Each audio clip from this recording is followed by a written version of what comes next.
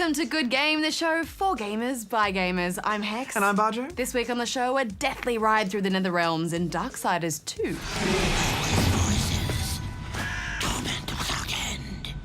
Keeper of secrets, I need your help. Plus, we developed some emotional connections to some rectangles, and Thomas was alone. Thomas had a new theory. The world was training him. He could feel himself getting smarter. We'll also take a quick look at New Super Mario Bros. 2 on the DS. Plus, Goose will be looking at the recent IT pricing inquiry. But first, can you guess the game for this week? All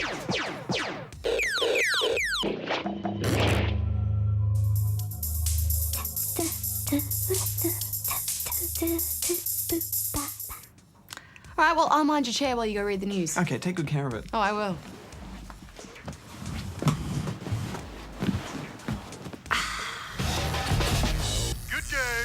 A 19-year-old student in the United States is facing a potential 15-year jail term for robbery of Runescape Coins. The accused Hamza Bajwa allegedly tried to buy the coins off a classmate with counterfeit money. When the classmate noticed the counterfeit cash and turned down the deal, Bajwa pulled out a fake gun and forced him to transfer the 4.7 billion coins, worth approximately $3,000. Bajwa was arrested following a police investigation and charged with second-degree robbery. The past few weeks have seen a few significant staff changes at major studios. BioShock Infinite developer Irrational announced that Epic Games Director of Production Rod Ferguson has joined the studio. This follows the departure of their Director of Product Development Tim Gerritsen and Art Director Nate Wells. Wells has moved on to work as lead artist on The Last of Us at Naughty Dog. Meanwhile, co-founder and general manager of BioWare Austin Greg Zeschuk has stepped down from his role and handed management duties over to Matthew Bromberg, formerly CEO of Major League Gaming. You have no idea what you've unleashed, Jedi. And finally, John Shappett, former Chief Operating Officer at Electronic Arts, has resigned from his position of COO at Zynga. Good game!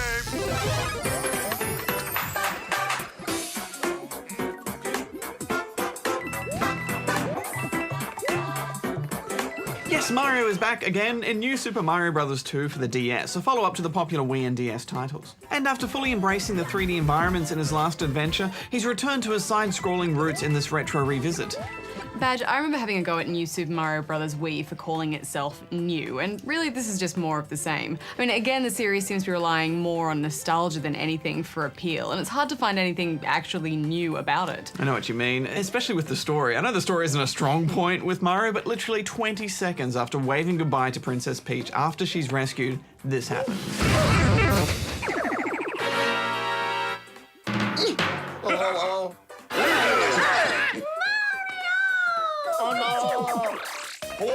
Maybe Peach has Stockholm Syndrome, but I think it's time for Mario to get himself a new girlfriend. He should hook up with Daisy. I mean, brunettes are way cooler anyway.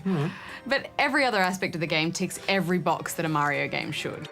Heaps of well-crafted levels, lots of secrets to discover, and of course tight controls that feel even more like an extension of ourselves than ever before. Yeah, and while some of that polish is definitely starting to wear off, you do have to give Nintendo credit for constantly reinventing these familiar worlds and levels. Unfortunately, the same can't be said for some of its other features. Yes, and as we mentioned, the big draw in this game is coins. Each level is filled with copious amounts of cash, all with the ultimate goal of reaching 1 million coins. And as such, all the power-ups are focused on increasing your wallet size, gold bricks to stick your head in as they spew out coins, and the new golden flower gives Mario the Midas touch with fireballs that turn almost everything into currency.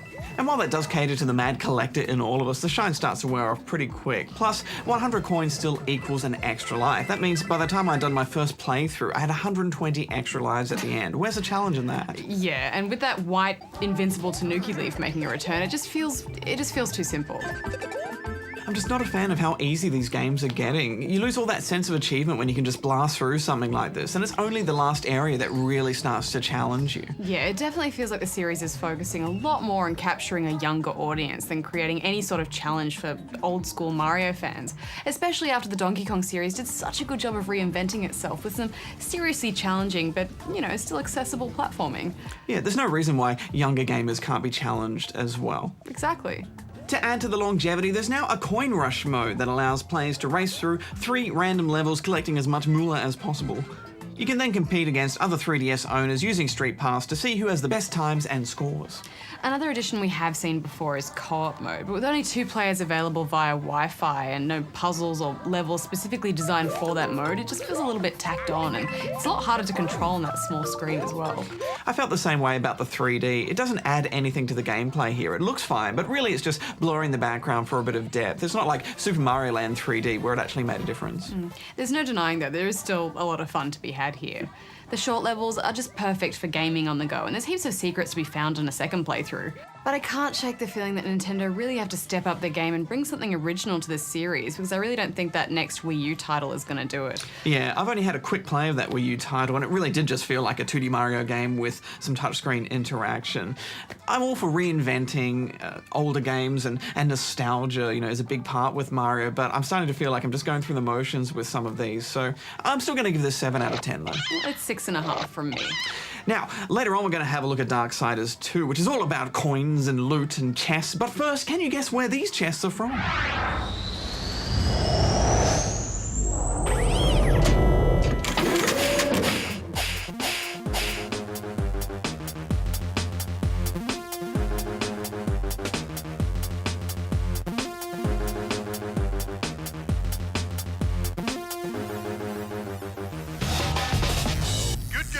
Modern games often put massive amounts of effort into stunning visuals, complex characters, and intricate storylines to build emotion in our cold, cynical gamer hearts. But Thomas Was Alone doesn't do any of that, and yet it still achieves the same goal.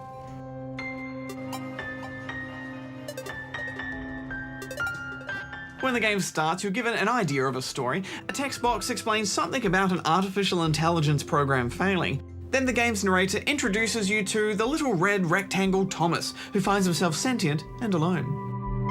Thomas was alone. Wow. A weird first thought to have. The nameless narrator is played brilliantly by Danny Wallace, who gamers will know better as the snarky scientist Sean from the Assassin's Creed series. This stuff, Desmond. Oh, this stuff is nothing special, really, this stuff. It's just the stuff that keeps our entire operation from falling apart, really. It requires a great deal of concentration to keep it all moving, so you'll forgive me if I don't have time to play meet and greet. Yeah, he's got a very Wheatley vibe from Portal 2, and I think it's mainly the accent and the dry observations. Spikes? That was new. Claire avoided them. She decided they were most likely her kryptonite. Not the rubbish red kryptonite either, the proper radioactive green stuff. But really, his performance can't be undersold. He turns what would just be a game about squares and platforming into something full of relatable and interesting characters. And oh, heck, it just made me feel warm inside, kind of the way that Fez did when I first played that. Yeah, it's just beautiful, isn't it?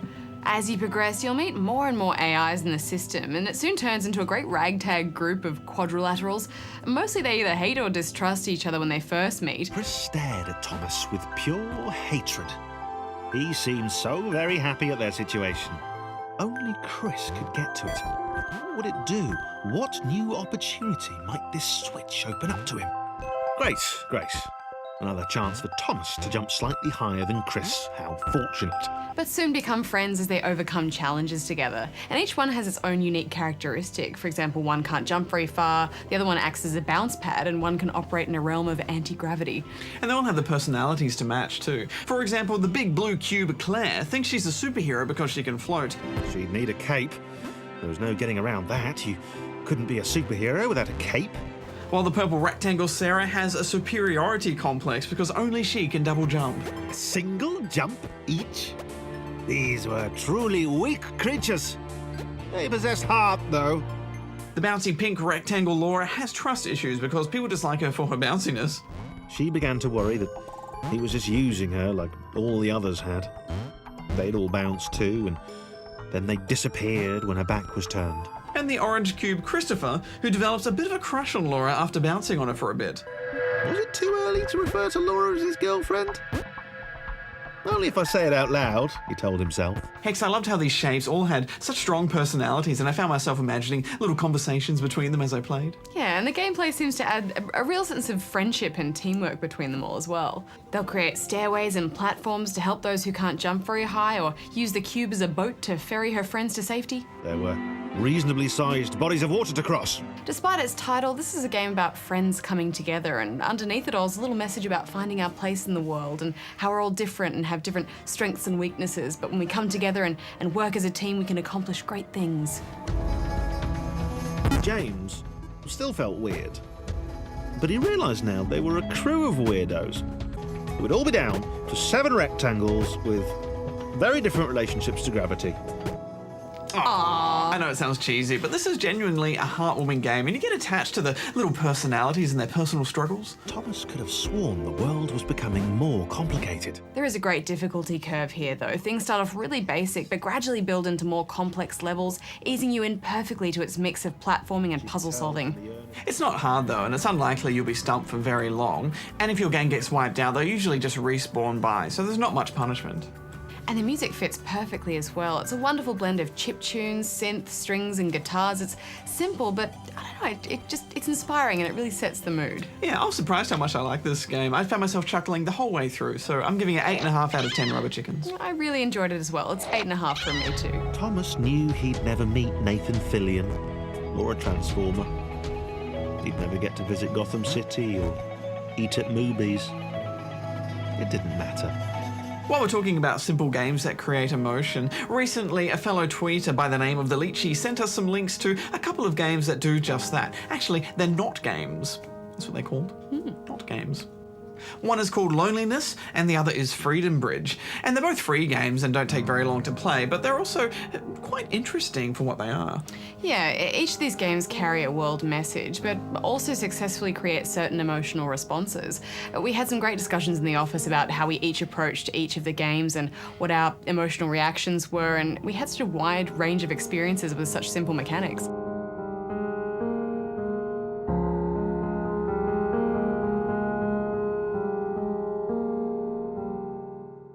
We'd love to know how you react to them, so if you just search for Loneliness Game or Freedom Bridge Game, they'll come up. We'll put up some links as well, and please let us know. Good game. From the moment we could access the internet and see game prices globally, Australian gamers have been frustrated with the comparatively high price that we have to pay. And while we understand that shelf prices are different due to shipping, rent and wages of bricks and mortar stores, we're still left wondering why we have to pay so much more for digital content. I'd been approached, in actual fact, by constituents who talked about a range of different products. And one of them was the cost of games.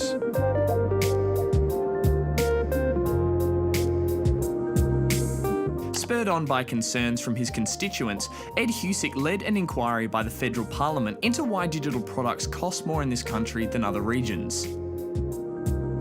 So the inquiry is being run by the House of Representatives Standing Committee on Infrastructure and Communications. It received a request from the Communications Minister, Stephen Conroy, to look at basically, are there differences in prices on hardware and software between here and other countries? If there are differences, why is it the case? And then to try and look at, well, what can be done about the issue. Look, it's well overdue. Gamers have known about these issues for a long time. I guess it's taken the Productivity Commission and also a growing awareness of people getting online. I mean, you're really 5 seconds away from being able to identify a price difference these days once you jump onto the internet. All the companies involved were asked to make submissions to sort of, to say, hey, why is it that you charge this way? Is it that you have to, does the software have to be altered to work in Australia? Is it that you need more support mechanisms? What's going on?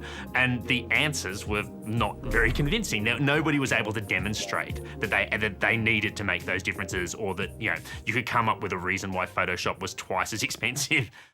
Unlike in the US, a company isn't required to attend hearings for inquiries such as this one.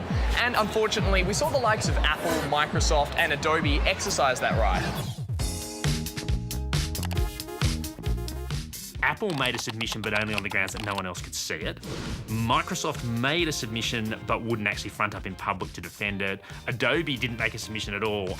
And the message that sent, I think, it's fairly contemptuous. It's like, oh no, we don't feel the need to justify these pricing differences. But at the end of the day, we'd get a lot clearer answers and a lot quicker answers if we had the major software guys sitting there. I should say that we're actually quite open to the evidence. So, we'll change our minds if people can put forward convincing evidence that there are totally legitimate reasons why these games cost more in Australia, but we've seen nothing so far to suggest that. One group watching this inquiry very closely is the retail industry. I don't like the government telling me what to do and when to do it. So having an inquiry is good, and there may be some good outcomes. It's always very difficult to actually legislate to fix perceived problems. In a free country, the market economy often sorts out the issues. I'm certainly not interested necessarily in us having a rush to regulation on this issue. And absolutely, I want the market to be able to sort this out. But the market's stuffed up because, in effect, they're trading off their market power. There's no doubt that, when it comes to looking at the pricing for games, the publishers, ultimately they're the ones who set the barrier. They say, we want to charge this, and that's what we're going to charge. And they will say, we want to sell this for this price on Steam in the US and this price on Steam in Australia. There's no reason they can't sell it for the same price if they want to. You do see titles that come out on that model. So clearly, it's not something inherent to the model itself. It's a decision that the publishers have made. And in some ways, I think that just reflects habits and history. These discrepancies in the pricing of digital content really became apparent when our dollar hit parity with the US. But should the Aussie dollar fall in the future, there is the danger that this campaign might become irrelevant. I think people understand that currencies vary. It's just at the point when they don't vary or when they happen to match up, when we match up with the most important currency, at that point it becomes really clear how ripped off we are. But I don't think that should conceal the fact that we were getting ripped off even when the exchange rate was taken out of the equation if you looked at this 5 years ago. So the problem is bigger than the exchange rate. I think any likely movement in the Australian dollar is not going to have anything like an impact that's going to justify the 50% price difference we've identified in IT hardware and software. In 2012, research showed that Australian gamers still prefer to buy their game in store, with 43% opting for physical box copies versus 22% purchasing digital copies. People in the sector say it to me on the quiet that we've priced on the basis of what the market would bear, and in fact some people from IT companies have said the same thing and then tried to justify it and say, well, everything costs a lot in Australia. Well, you don't price on the basis of what a Big Mac costs or a car costs or clothing costs. You price on the basis of what your product is within the market. They are cheaper overseas, but there's other issues. There's economies of scale, like the American population is 312 million and we're 7% of that population.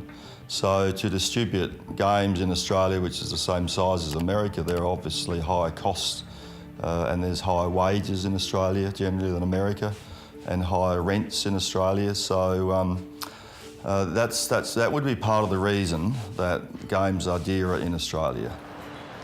After the success of the R18 campaign, the pricing of digital content is the next issue that needs addressing, and luckily we're starting to see some traction.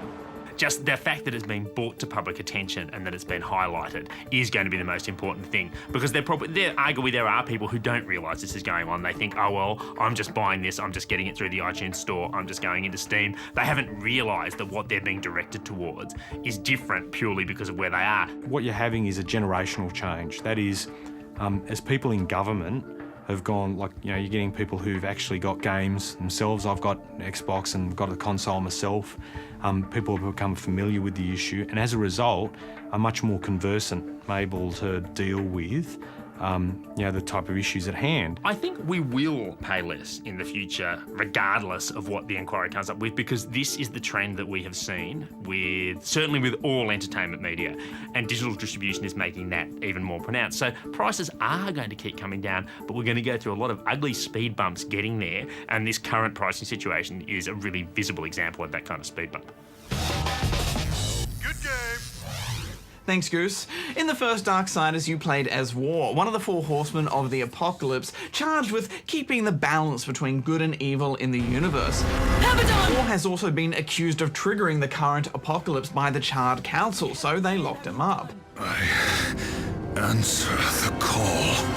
I like the first Darksiders, Hex. It didn't do anything amazing, but it did a lot of different things very well. I liked it too. I mean, it borrowed a lot of stuff from other games, namely God of War, but it still felt like it had its own identity. The sequel is set in the same time frame, except now you're in the shoes of the one and only Death, who is out to clear his brother War's name and restore humanity. I must restore humanity to redeem War.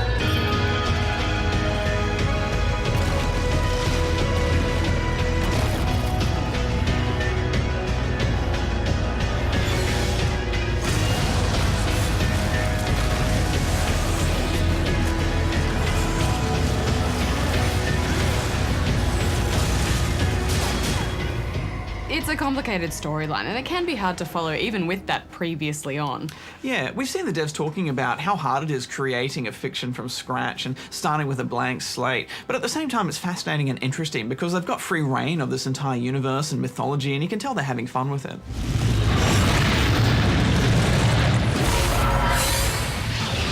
It's beyond my help, horseman. Do your worst. And just like the last game, it's full of fleshed out and really interesting characters. Almost everyone's interesting. Unfortunately, just like the first game, I thought that the main character, in this case Death, is pretty blank. You are not welcome here. Pity. I was starting to enjoy the atmosphere. It's got a cool mask, I guess. It's a pretty cool mask. Plus saves on mouth animations. And what is your use as a doorstop? After an exciting introduction, your journey will take you to the land of the Makers. Giant dwarves is the best way to describe them. They're fighting a corruption in the land and losing the battle. If Death agrees to help cleanse the corruption, then they agree to help him find his way to the Tree of Life, which is a destiny portal of sorts. They have opened up the environments a little bit, which is nice, and I think they're more interesting to look at than the last game. You'll soon get into the groove of lever opening and ball pushing as you move through giant temples and fortresses, solving a variety of puzzles and fighting goons. Almost everything you're doing is to find a key or find a way to unlock a door and push on. As much as I was enjoying these puzzles, I found this whole first section to be way too heavy on puzzles and just nowhere near enough fighting. Give me some XP fodder. Yeah, they're well-constructed puzzles, though. It can be a little frustrating if you miss an explodey ball that you need for a puzzle or a lever you haven't pulled, but there's a masterful learning curve as the game opens up more mechanics and acrobatics to you, just when you need them most.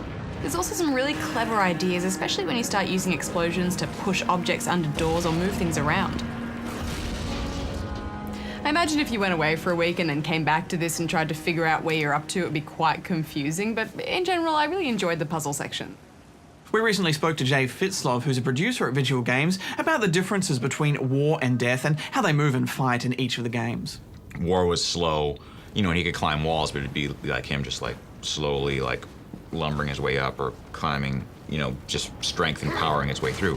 Death is a lot more agile, so he'll jump up, skitter up, run across things. And this was another one, kind of a side effect we didn't realize is once we had that character that could do all these fast, quick moves, wall runs, get up to higher places, it allowed us to design not only bigger levels horizontally, but also vertically. So we have a lot more height to our dungeon design now.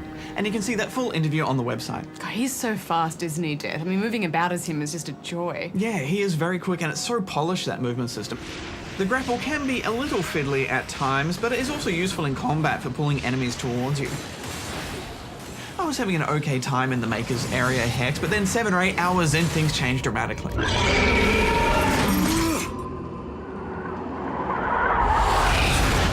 The action definitely kicks up a notch here. You'll be smashing your way through tons of skellies and other beasties, and meeting more interesting characters with huge tasks to set you in exchange for their help. I will grant your request. Find my 3 dead lords and wake them from their slumber. Combat is a mixture of weapon types, magic, and combos. Controls are very responsive. Your main weapons are dual scythes, which are brutal and always fun. But you also have a choice of mixing up your secondary weapon with giant axes, which are good for wide damage, hammers, which are brutal for knocking enemies about, and there's giant swords for thrusting, and some one-on-one weapons as well. So there are lots of options when it comes to demon smashing, but they're all quite fun and balanced. There's also a lock-on for a more direct attack, and you'll really need to do this in boss fights because they're heavy on evade, but mix things up just enough. I love those boss fights, but I really struggled with the combos in them, Barjo. Yeah, me too, Hex. And along with all the magic and evading and holding charged attacks, I just could not get those delays right. It's so hard to remember. I think if you really trained hard enough, you could get really good at them, but they're just not as intuitive as other games we've played. And this really comes down to the animations not telegraphing well enough when to do your next attack in a string of combos. Still, it's exciting and engaging combat, and enemies take hits so well, and there's explosions and I love it when your death form comes out to play. And you can also activate Reaper form, which lets you destroy a whole bunch of enemies for a time, although I kept forgetting that I had that. And, the more skills you buy and the more points you put into your tree, the more fun combat gets all around. And this isn't a short game either, so you've got heaps of time to experiment and play around. And if there's one thing that's going to keep you playing endless hours, it's the loot. There are chests at every turn here, just filled with gear and gold. Loot! It's pretty much treasure porn. Oh, baby.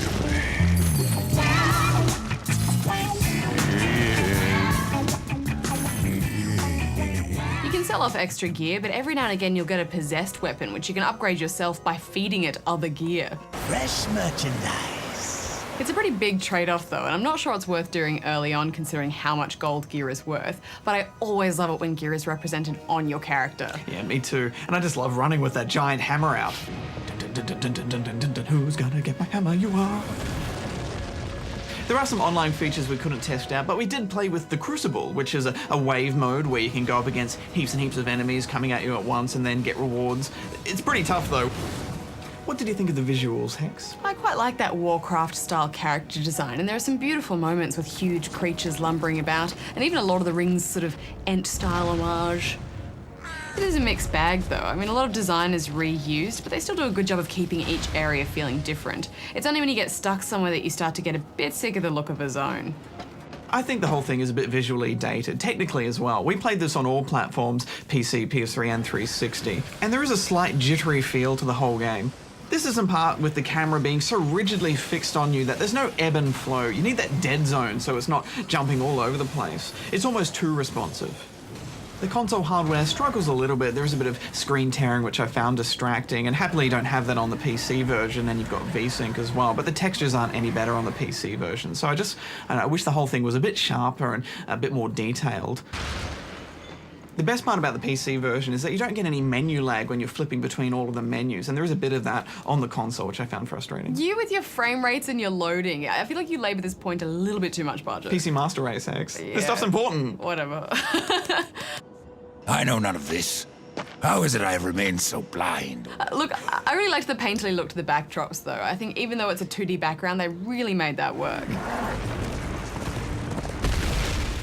Just like the last game, it's a very well-made adventure. It's just nothing we haven't really seen before. But look, if you can let that go, I think you'll have a really good time with this, and I'm giving it 8. We should also mention the music and score, which is just beautiful.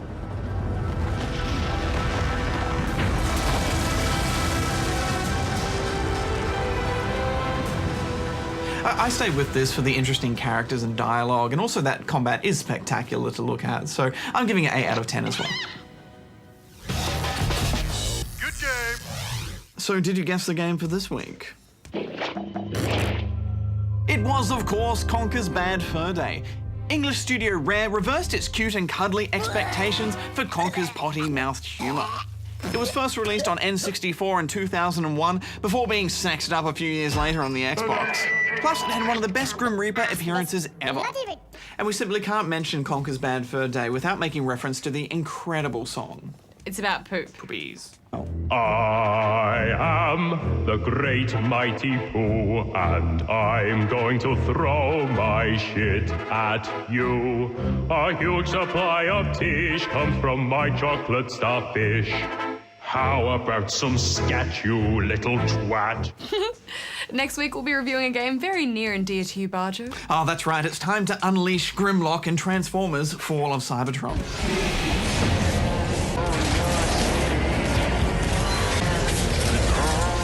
Plus, we check out an indie game that's creatively designed and titled Nilelambra. Or something. And